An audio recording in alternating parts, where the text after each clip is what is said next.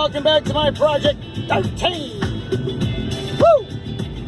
On my way home on a beautiful, beautiful day. I love drives like this on beautiful days. Don't get me wrong, I don't mind the rain, don't mind the snow, I don't even mind the ice. But a day like this where the temperatures are just about perfect, it's got to be at like 78 right now. Nice little breeze. Yeah, you get off of work, go home and chill, get ready for some good dinner. Yeah, I'm ready for it. Samsung Galaxy Note 8. Let's talk a little bit about some cons, some negatives. Without even having a device, is that a sin? It's crossing the line when it comes to not even having the device in hand. You know what I'm saying? I don't even have it. And I'm already throwing out cons and negatives. It's what we do. It's what we do. Okay? So, I got to be very careful in what I talk about because I don't have it right here. So, the price point, $929, is that what it is? It's over 900 smacks. Okay, anything over 900 smacks is just kind of like a thumbs down, right? Well, yeah, it depends, I guess. But I would have thought with last year's Samsung Galaxy Note 7 debacle that they would have thrown out a price point even for a limited time only, to just say, and you know, hey, you know what, Samsung? Okay, thank you for the Samsung Galaxy Note Fan Edition, but no thank you. Because it wasn't something that was provided here in the United States, and it wasn't worth the price that it was put out at. For those of you who brought it in and what you had to pay for it, no thank you. So, I don't even really want to have that in the conversation, but I threw it in anyway. Just my opinion. It might be a decent device. Some of you out there have it, and you're liking it, and you're bringing it in as a collector's item. But $929 or anything over 900 smacks, that's a high price. And I'm thinking with the situation that happened, for a limited time only, you know, maybe even during the pre-order stage, you sell that device for $829, $100 less for a limited time. I'd like to have that full time. And I know they're taking trade-ins, and I know they're giving out the bundles, but for a limited time, give back to the consumer, because that is a high price point for a device that, well, we know it's the cream of the crop for Samsung. It's the best of the best. But still, I don't think that's the price that it should be. Without giving back, it probably should have been $899.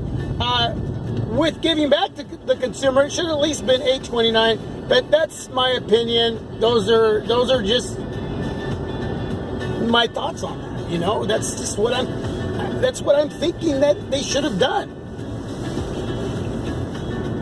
The other thing is, this is the best of the best, right? I mean, this is it. All of the other devices that we have right now that have come out in 2017 or will be coming out, they're looking to beat this. This is the device to beat. There were talks on the S8 and the S8 Plus about that fingerprint reader on the back where the camera is, and how they weren't going to have it there, but they ended up having it there for whatever reasons. And you guys know all of that. I don't want to get too deep into that.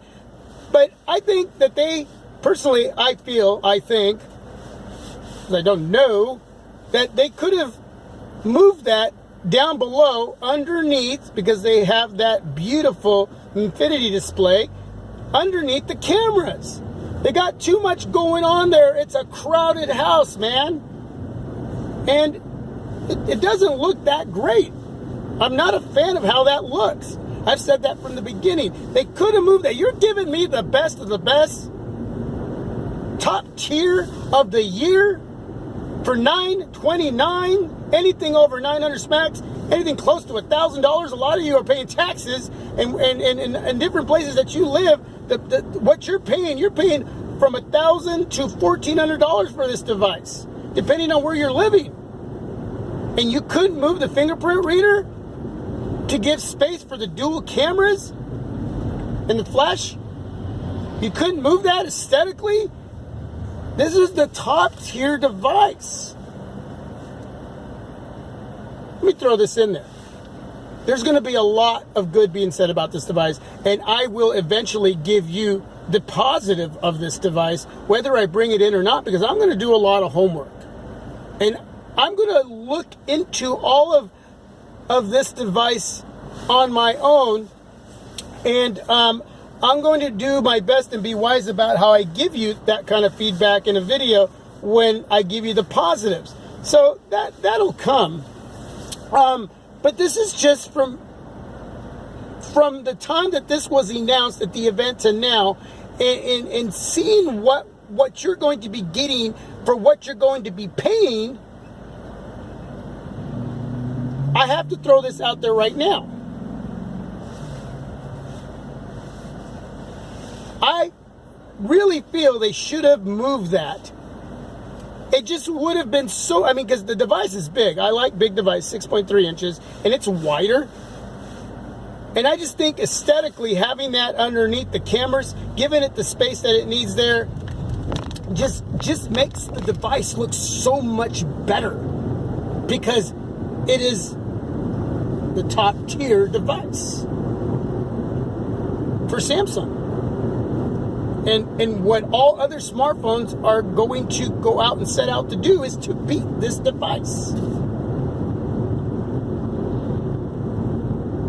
Those other devices that will be coming out, all they have to do is not have a few different areas that this Samsung Galaxy Note 8 has, and you're not going to care about those things that aren't going to be on those devices, because all the other OEMs with their devices, all they have to do is give you a killer price point, and the Note 8 ain't going to matter unless you're just a die-hard fan of all the Samsung devices and what Samsung has put out over the years. I'm either or. It doesn't matter. I'm not a fanboy, and I really don't like that word. I don't mind. I mean, I like my S8. I really dig it. But I'm not taken by it over any other device. I have other devices that I'm more ecstatic and intrigued with. HTC U11. Okay? So either way, I'll enjoy my time with these devices. But really, like I just said, all these other smartphone companies, all they have to do is put out a device that's sort of close to the Samsung Galaxy Note 8 in specs, and in their own aesthetic style, and features that are on there, and they don't have to have everything. But if they give you a killer price point, that'll be enough to forget about the Samsung Galaxy Note 8. Let's go back to the HTC 11. 650 smacks. Some of you got it for $599. You have a device that's just top of the line. Top of the line. It may not have the new look, but it doesn't need to. It's got a great look to it. It's a sexy look. It's got a beautiful display. It's got awesome performance. It's feathery smooth, silky smooth. It's a durable device. It's got some features. It's got some functionality in there that can enhance your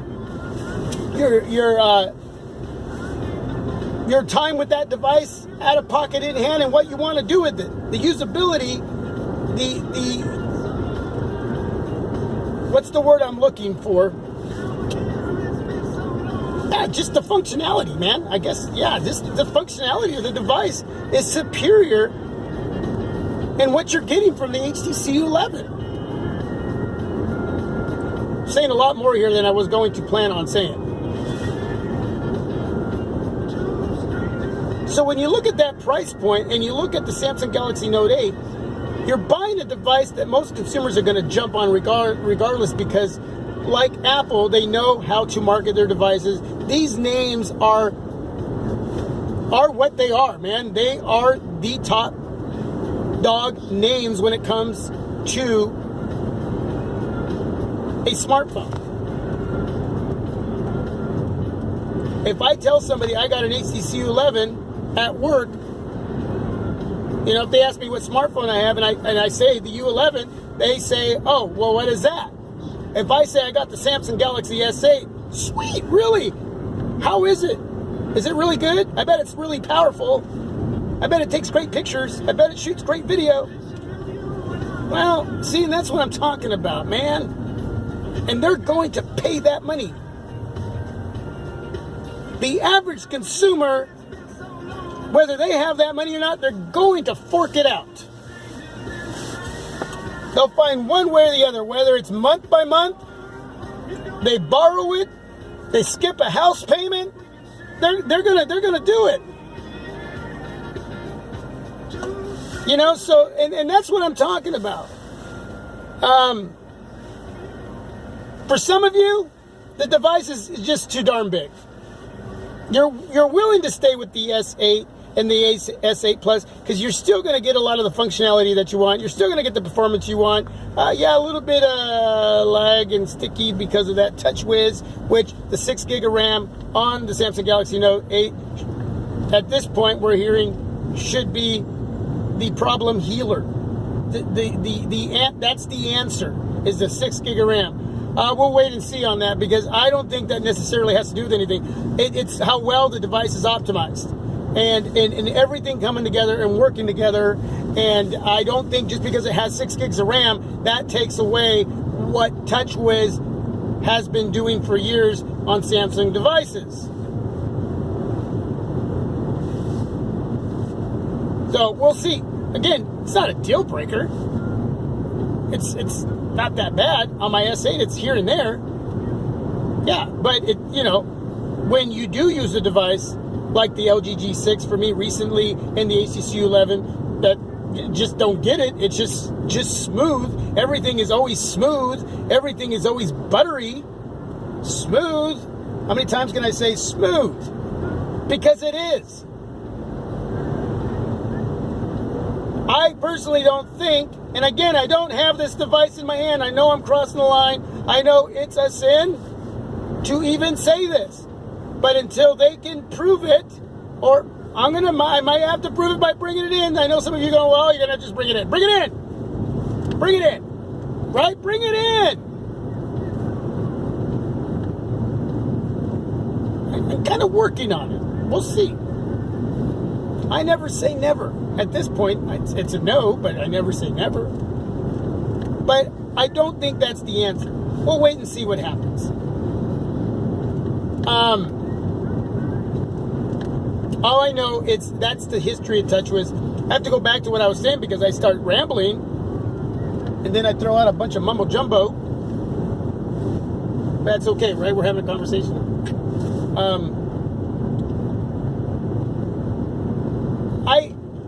Size of the device. For some of you who thought the S8 Plus was big, it's thin and tall. The Note 8 is going to be a lot bigger. Okay, it's going to be wider.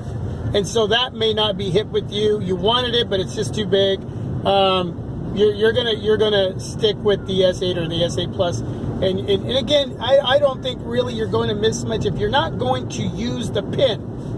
If you're not going to implement that and you're not really into taking a lot of pictures and shooting a lot of video, you're fine where you're at. You're fine with your Samsung Galaxy S7 Edge. Okay? Wait till the price drops. The other thing is, I hate it when they come out with all these colors and they limit us to just 2. Or even 3. If you come out with 4, 5, and 6 colors, why aren't you releasing all of those colors right here in the United States? Why just half here and half abroad? This is your top tier. This is the daddy of all daddies. This is your top dog. This is your powerhouse. This is your monster. This is your beast. This is your wow. You know, your the bomb. You want to use the word the bomb? This is your bomb. And you're not going to give me the color choice that I want? I'm limited to just a couple colors? Come on now. You're going to give me the top of the line, and you want me to pay over 900 smackaroos, and I can't get the color that I want? That's a con to me. That's a con.